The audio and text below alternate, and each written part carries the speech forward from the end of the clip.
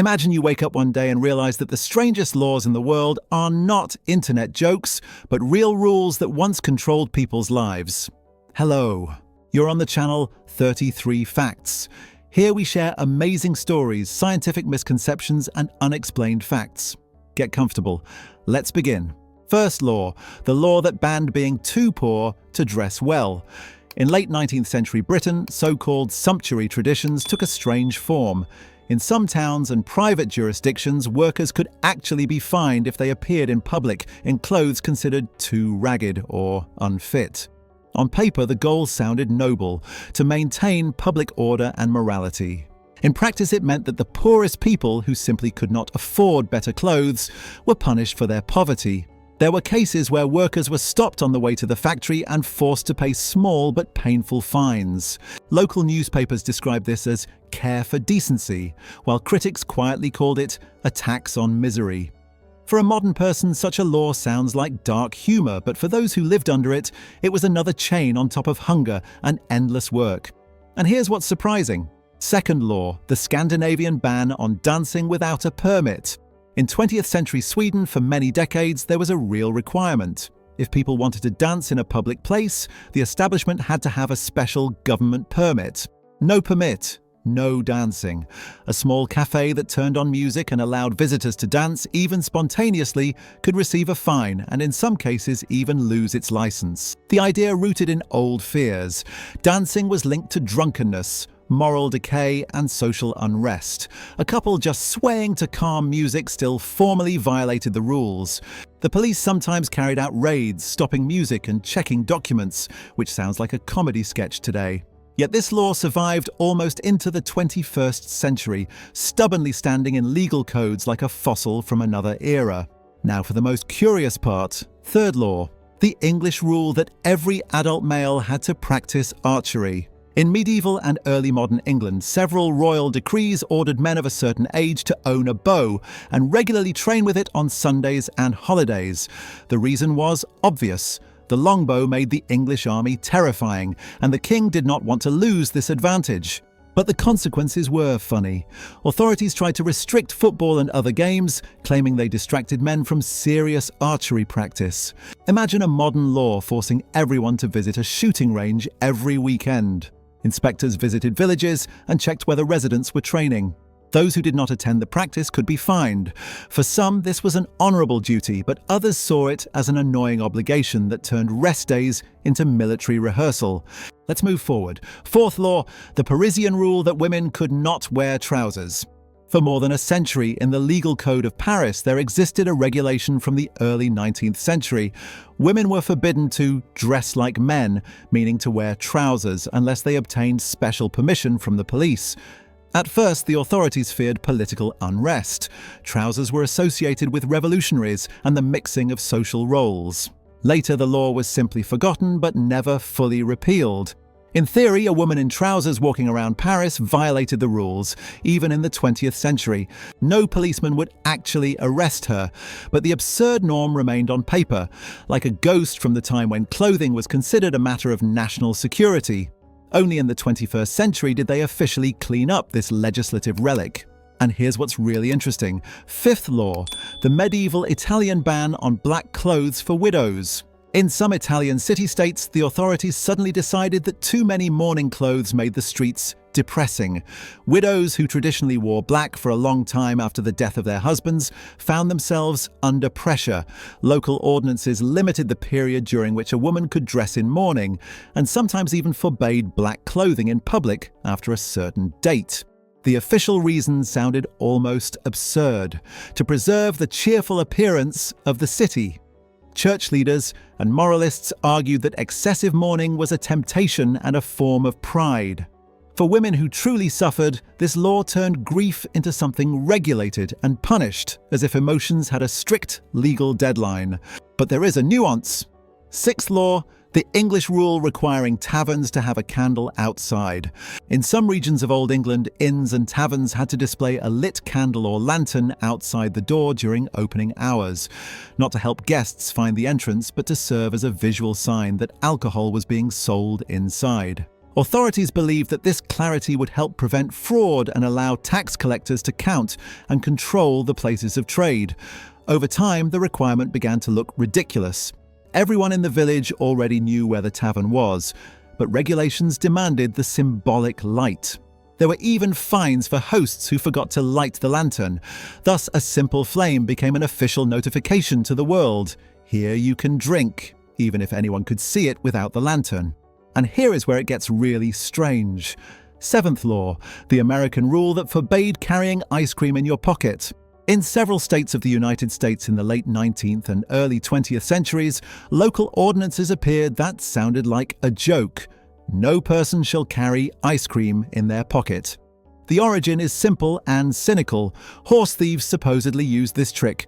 They put something sweet in their pocket, young horses followed them, and then the thief claimed the animal just followed him of its own will. When the authorities figured out this manipulation, they preferred to ban the strange behavior instead of rewriting the rules of property. The wording with ice cream or cone changed from town to town, but the idea remained the same. If you walk around with sticky food in your pocket near other people's horses, you are suspicious by default. The next detail may surprise you. Eighth law, the Swiss fine for slamming car doors on Sundays.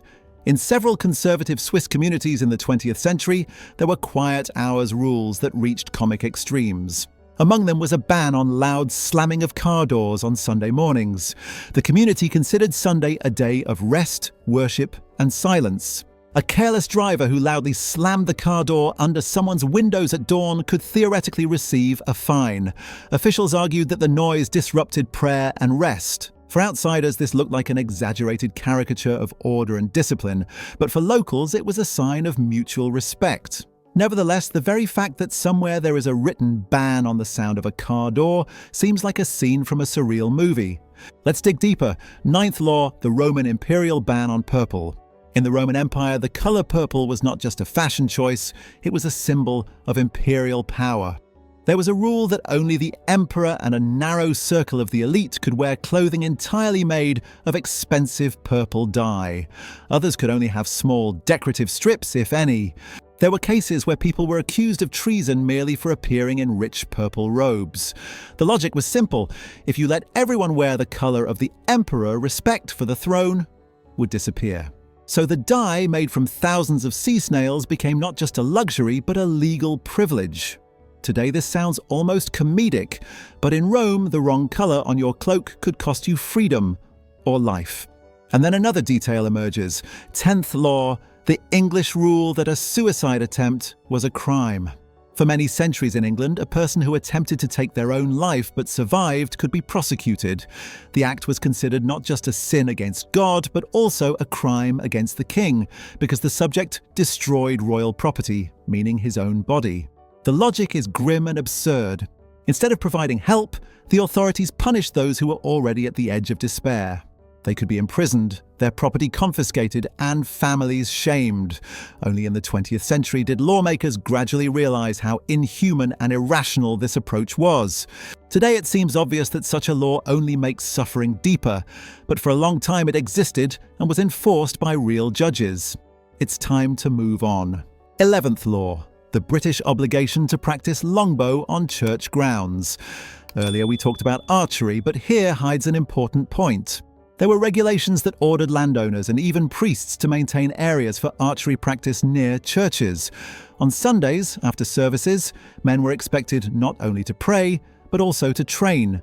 The churchyard turned into a shooting range. The same space that served for funerals and quiet contemplation became a place of whistling arrows. For villagers, this double use of sacred land was normal, but from the outside, the contrast looks strange. It is like requiring a modern church to have a shooting gallery in the basement for patriotic reasons. And here's what's really interesting. 12th law, the ban on eating mince pies at Christmas. In 17th century England, under the rule of Puritans, there was a short but very strict period when Christmas celebrations were treated as pagan excesses. Among the forbidden things appeared a curious detail: traditional mince pies and rich festive dishes. Puritan lawmakers saw in these pies a symbol of frivolity and gluttony. Public feasts were persecuted, taverns monitored, and bakers could get into trouble for selling festive pastries on the wrong days. People, of course, continued to celebrate secretly. The very idea that the government regulates the filling of your pie now sounds like a parody, but at that time it expressed a deep distrust of joy and festivity.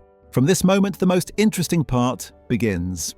13th law, the American rule that allowed sending children by post.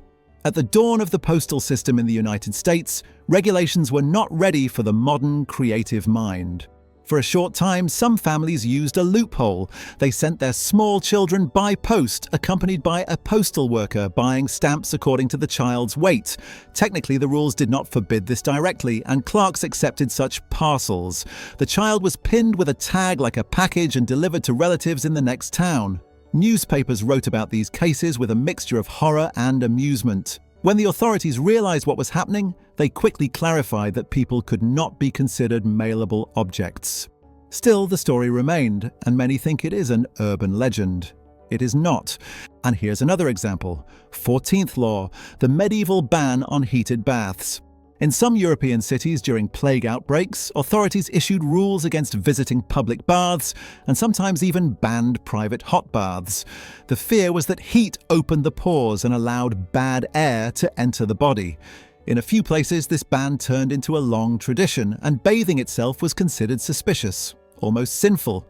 There were towns where you could be fined for visiting a public bathhouse, and rumors spread that too clean people likely had something to hide. Ironically, such laws did not help hygiene at all, but they survived out of habit and superstition. Today it sounds like satire, the state fighting cleanliness for the sake of health. And then, an unexpected twist. 15th law, the Irish rule about the king's feet. In ancient Ireland, there existed the sacred law of royal physical perfection. One of its strangest manifestations was the belief that a king with bodily defects could not rule. Legends tell of a king who lost his foot and therefore had to step down, because the law required that the ruler be physically whole. Later stories tried to justify this, saying that the king supposedly had to embody the wholeness of the land.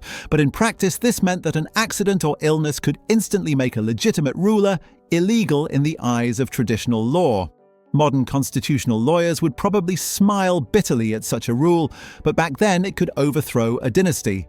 Let's look at the next point. 16th law, the rule about the official beard tax. In several countries, most famously in Russia under Peter the Great, there was a tax on beards. The Tsar wanted to modernize the country following European standards, where a shaved face symbolized civilization. Men who wanted to keep their beard had to pay a special tax and sometimes carry a metal token confirming they were allowed to be bearded. There were even raids where officials checked whether merchants and townspeople had paid for their facial hair. Enforcement was not always consistent, but the very idea of the state interfering with the length of your beard via taxation is so absurd that many still think it is a myth. It is not a myth. It is a blunt attempt to reshape society with a razor. The next detail may surprise you. 17th law, the Japanese prohibition on night-crying babies. In some Japanese domains during the Edo period, there were regulations that the parents of infants who cried loudly at night could be fined or reprimanded by the local authority. The official reason was simple: collective responsibility and the value of silence in densely populated wooden neighborhoods. Fire, crime, and gossip spread quickly. Noise was seen as a sign that a household did not control its obligations. That sounds harsh. Almost like a joke about total social control. Of course, no one could literally force a baby to stop crying, but parents felt constant pressure. The neighbors could complain to the officials, and a simple family problem turned into a matter of legal order. Now pay attention. 18th law, the ban on whistling in mines. In several coal mining regions of Britain and elsewhere, the rule, "do not whistle in the mine," was not just superstition, but recorded in internal regulations. Miners believed that whistling attracted bad luck and angered spirits, but the management had a more practical reason. Whistling could mask warning signals. The sound of whistling might drown out the creak of unstable beams, the rumble of shifting rock, or the shouted alarms. So the ban, which today sounds like a strange ritual, in reality had a clear safety function. Still, on paper, it looked like the mine was run by a humorless teacher who hated any sign of joy. And here's what raises questions. 19th law, the British rule that required reporting witches. In earlier centuries, especially after Witchcraft Acts, citizens were technically obliged to report suspected witches to the authorities. Failure to do so could be interpreted as complicity. The problem is obvious. Suspicion was based on rumors, personal conflicts, and mass hysteria. An unlucky neighbor, an eccentric elderly woman, or a herbalist healer could become a target. People denounced each other preemptively, afraid of being accused of silence. A law that today looks like a sick joke destroyed real lives. Courts, of course, often tried to filter accusations, but the damage was already done at the level of fear. And here a new story appears. 20th Law, the medieval English requirement to practice church ales. In some parishes, local rules demanded holding special fundraising feasts called church ales. It sounds fun. The community gathered to drink ale and raise money for the church. But over time, what began as a voluntary tradition turned into an obligation. Towns had to organize these events, and individuals were pressured to participate financially. Those who tried to refuse sometimes faced public shaming or minor legal penalties. Essentially, the law required people to drink for charity. Today, this would be like forcing every neighborhood to hold a mandatory bar night for the sake of public infrastructure. It's time to move on. 21st Law, the French obligation to have a napkin ring registered. During certain periods in 19th century France, especially in boarding houses and some regulated establishments, there were rules that every lodger had a personal numbered napkin ring. Inspectors checked that each guest used the same napkin, stored in the ring in order to monitor hygiene and prevent linen theft. On one hand, it was an attempt at order and economy. On the other, the formal registration of your napkin ring number turned meals into something like bureaucratic ritual. The idea that a small metal ring with a number could become part of an official sanitary rulebook adds a comical touch to everyday dining. And here's what's really interesting: 22nd Law, the Norman rule that banned building stairs without permission. In some medieval fortified towns of Normandy, city regulations forbade private citizens from building stone staircases or towers that overlooked the city walls or main streets. The authorities feared that such structures could be used by rebels or enemies for attacks. As a result, a person who simply wanted a convenient staircase to the second floor could face legal obstacles and be forced to prove that he was not planning to host archers there. The cityscape became a product not just of taste and money, but of military paranoia, frozen in building codes. But there is another version. 23rd Law, the Bohemian ban on keeping more than a certain number of candles. In some Central European principalities, creative guilds and small shop owners were restricted in how many candles they could legally use or store. The goal was to prevent night work that competed with guild regulations on working hours and to reduce the risk of fires. Inspectors could, in theory, count candles in workshops, and a craftsman who worked late into the night by extra unsanctioned light became a violator. This sounds like a dark comedy about the war on overtime, but for real artisans it meant their productivity and income depended on how many candles the law allowed them. The next point is no less amazing. 24th Law, the British rule against suspiciously short apprenticeships. Guilds and later some professional associations required that apprentices train for many years before becoming masters. When industrialization accelerated, some entrepreneurs tried to bypass these limits, creating fast-track training. In response, there were attempts to strengthen laws that considered too short an apprenticeship as illegitimate. A young man who mastered a trade quickly through talent or intensive work could face accusations of practicing illegally. It sounds like a parody of modern bureaucracy where a certificate matters more than real skill, but this was written into ordinances with serious consequences. Let's move on. 25th Law, the American prohibition on false teeth at the ballot box. In some early election rules, there were detailed descriptions of how to prevent voting fraud that now seem comical. One of them concerned denture wearers. Since identification was weak, there were fears that people could vote repeatedly under different names, and some local instructions had remarks like, "Mouth must be examined to ensure the voter is the same person." Stories circulated about teeth checking to match the person to prior registration, as if the unique set of teeth was a security feature. Whether every such instruction was strictly enforced is doubtful, but their very existence shows how creative lawmakers became when they feared cheating. And here's what is usually not mentioned. 26th law, the English rule that allowed killing a Scotsman in a specific place under specific conditions. On the internet, a popular urban legend says that it was once legal in York to kill a Scotsman with a bow if he was within the city walls after dark. Most historians agree this is either a misinterpreted medieval statute or a later joke, not a reliably applied law. However, the fact that many medieval cities had complex rules about enemy nationals within walls during wartime is real. Some did allow extreme measures under siege. Over the centuries, fragments of those emergency rules turned into anecdotal myths, sounding like legal license for murder. This is an example of how real, harsh wartime orders transform into half-joking stories about crazy old laws. There is a continuation. 27th law, the Australian rule that taxi drivers must carry hay for horses. When automobiles first appeared, many cities simply adapted horse-era regulations to cars, forgetting to change details. In some Australian and British territories, early taxi regulations still required drivers to carry a bag of oats or hay for the horse, even though the vehicle was clearly motorised. Inspectors formally checked that the law was followed, and the more meticulous ones even wrote up violations when the horse feed was missing. The drivers, shaking their heads, bought hay they never used, just to avoid fines. Here the law turned into pure theatre, where both sides knew the ritual was meaningless, but continued to play their roles. And now, a fact that is rarely discussed.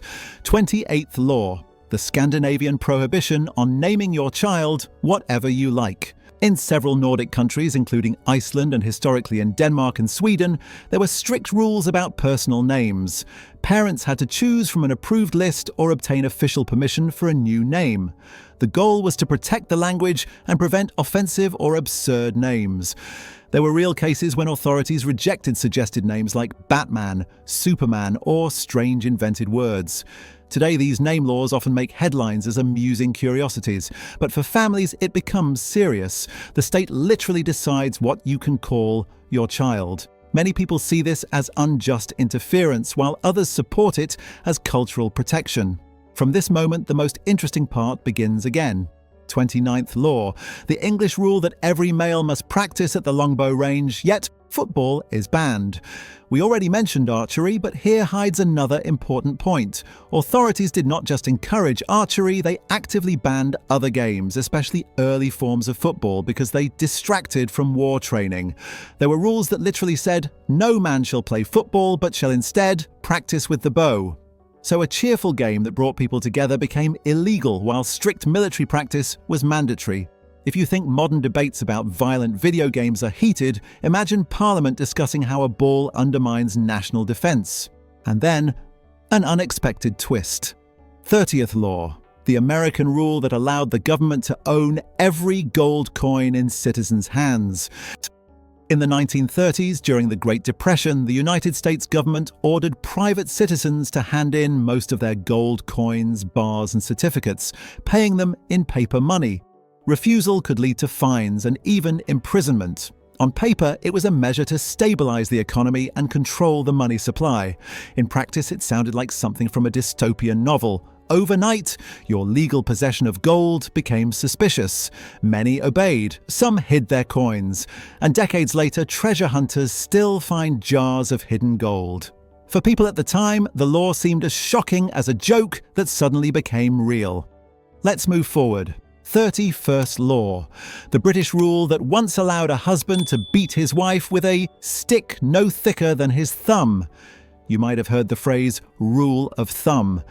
Popular belief says it came from an actual law that allowed a man to beat his wife with a stick no thicker than his thumb. Most historians argue there was no such explicit statute in national law, but there were judge comments and local opinions that reflected a similar attitude.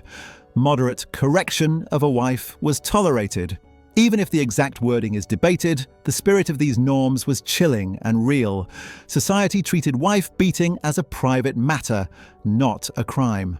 Today, this idea is retold as a grotesque caricature of past law, but behind the joke lies real human suffering. Now then, what is often hidden, 32nd Law, the ancient Greek rule that allowed exiling a citizen by writing his name on a piece of pottery.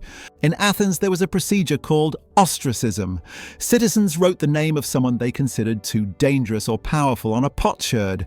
If enough people wrote the same name, that person was exiled for many years without formal charges or trial.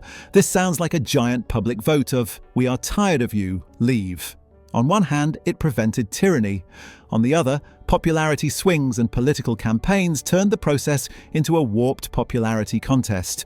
Imagine being literally voted out of the city by a secret ballot of broken ceramics. Today, social media cancel culture looks like a digital echo of that ancient legal mechanism. And here's another example, 33rd Law. The Roman rule that a father had the right of life and death over his children. In early Roman law, the patria potestas doctrine gave the father almost absolute power over his legitimate children. In theory, he could sell them into slavery, disown them, or even kill them without being considered a murderer. In practice, such extreme measures were rare and later heavily limited, but the very legal concept sounds monstrous. Roman writers themselves told stories about overly harsh fathers as negative examples.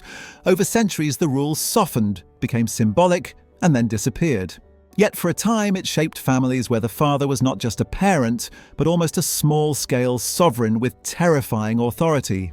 And that's not all. If you enjoy our videos about amazing facts, myths, and bold debunking of lies, support us with a like and write the word 1 in the comments. If you did not enjoy it, write 0. This way we will understand what really interests you and make our future episodes even better and sharper. Now, a short summary. Some of the laws we discussed are fully confirmed in archives and legal codes. Others are based on local regulations, court practices, or private ordinances that changed from town to town. A few exist on the border between fact and myth, where one ridiculous real rule gave birth to 10 exaggerated stories. Historians still argue about their exact wording, how widely they were applied, and whether they were enforced or simply remained dead letters on paper.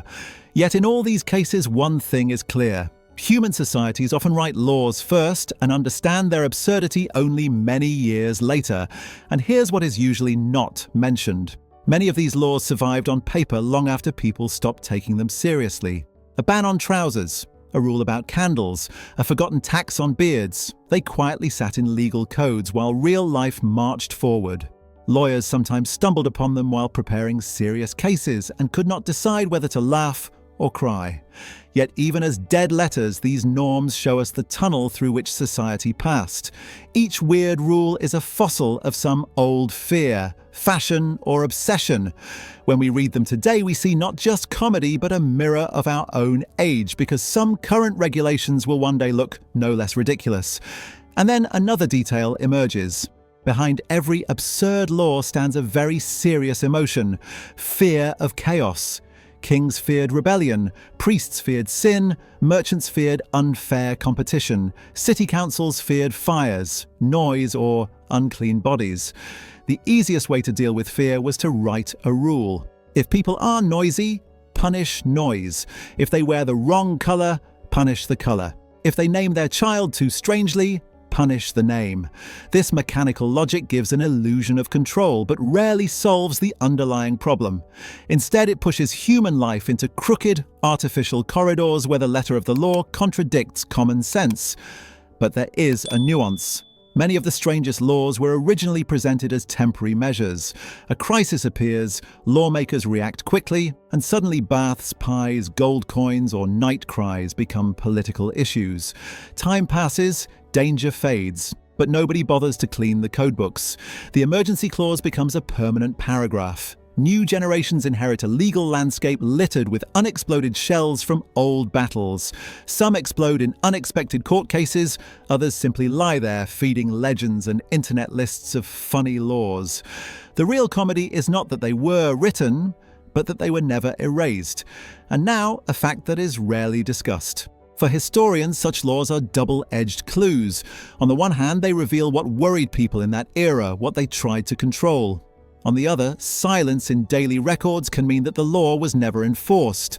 A harsh rule about witches might coincide with almost no witch trials in a given town, while a harmless commercial regulation could be enforced with brutal zeal. The paper voice of the law and the living practice of society may differ dramatically. To really understand the past, we have to read both the official rules and the quiet traces of how people ignored or twisted them. From this moment, the most interesting part begins again. Look carefully at today's world and you will see similar patterns. New technologies, new fears, and new moral panics create fresh waves of urgent laws. Some of them are indeed necessary. Others will someday look like the ban on dancing without a permit or the rule about ice cream in your pocket. Future historians will quote them in lectures and videos, and their audience will laugh in disbelief, just as we do now. And yet, at the moment of creation, each of these rules will be defended as rational, obvious, and vital for order. And here's what raises questions. If absurd laws can exist for centuries, what does that say about the laws we accept today without a second thought? Which of our current rules will sound like a bad joke to people of the next century? Will they laugh at restrictions on how we use the internet, at zoning rules, at tiny technical bans we never think about? Or will they be horrified by what we considered normal, by surveillance, by fines, by the things we sacrificed in the name of convenience? Every time we see a ridiculous rule in the past, it is a small invitation to examine our own legal blind spots. It's time to move on. To you. If stories about real historical laws that sound like jokes made you think, do not forget to support us. If you enjoy our investigations of amazing facts, myths, and the bold debunking of comfortable lies, leave a like and write the word 1 in the comments. If this topic did not resonate with you, write 0. With this simple code, we will see what really hooks you, and we will shape our next episodes around the things you truly care about, not what algorithms assume. And now, we will wrap up. History is not only about kings and battles, it is also about forgotten paragraphs, strange bans and funny orders that once were deadly serious. Some of the 33 laws we discussed are documented down to the line. Others live on the border between archive and legend. Researchers continue to argue, compare versions, and search for proof or refutation. What remains undeniable is that the law is a human invention, and humans are far from perfect. So treat these stories as a warning and as entertainment at the same time. Question absurdity, even when it is written in an official font. Thank you for watching, thank you for thinking with us, and until next time, stay curious, stay thoughtful, and do not let ridiculous rules decide how you live.